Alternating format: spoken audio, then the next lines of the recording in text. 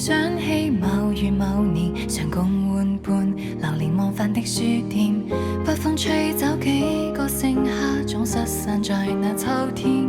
修好的通訊路都找不見，各自際遇裏蛻變。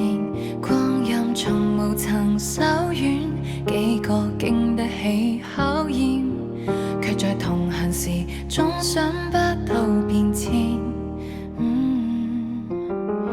越大越覺孤單，風景加速變幻，幼稚是埋藏的期盼，懷疑經宿寫盡感嘆。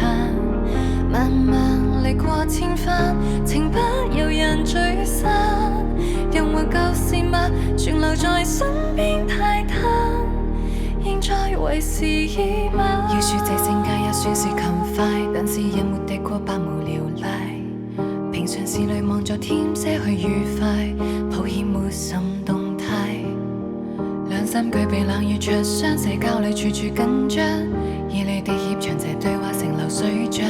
粉飾燈牆掩蓋了那個理想，厚面皮成年人這伎倆，不恭不敬老友半新舊，陌路後亦無從考究，好久不見下頭裏將就，歲月難擁有。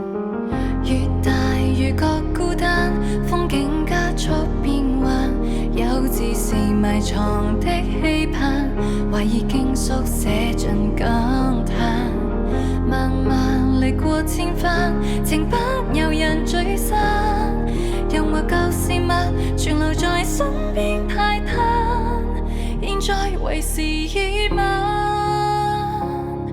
光景有限，又何妨盡興遊戲一番，便告別人間。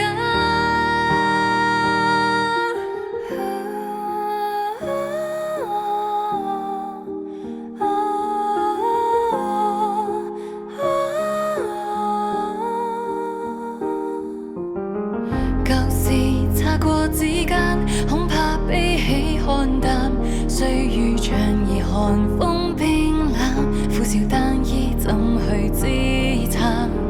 獨坐四季三餐，人當然難習慣，從前或現在，望能捕捉一瞬間。